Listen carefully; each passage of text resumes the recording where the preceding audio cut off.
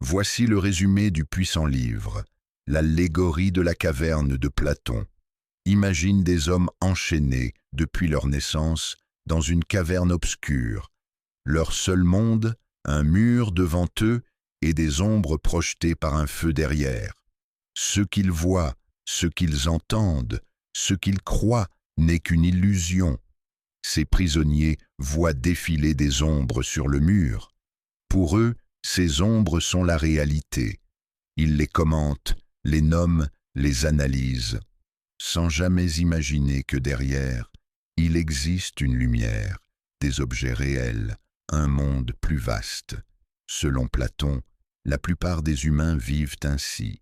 Ils prennent les apparences pour des vérités. Un jour, l'un des prisonniers est libéré.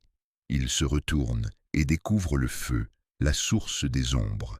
Il comprend que tout ce qu'il croyait vrai était faux. Mais le plus difficile reste à venir, sortir de la caverne. Dehors, la lumière du soleil l'éblouit.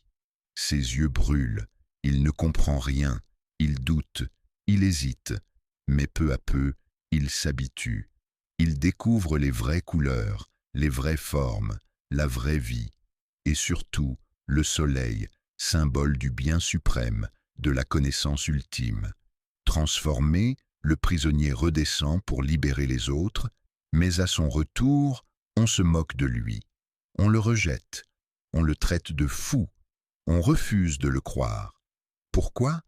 Parce que sortir de l'illusion fait peur, et parce que l'ignorance confortable est plus rassurante que la vérité dérangeante.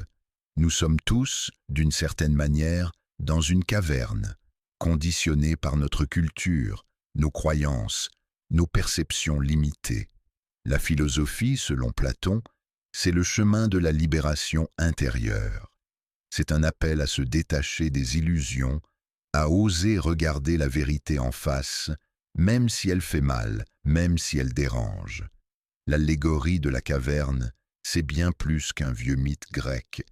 C'est un miroir, un test. Es-tu prêt à quitter les ombres pour voir la lumière? Es-tu prêt à remettre en question tout ce que tu crois savoir? Ce livre est disponible à l'achat en cliquant sur le lien dans la bio de Book Mentor. Parce que résumer c'est bien, mais lire c'est se transformer.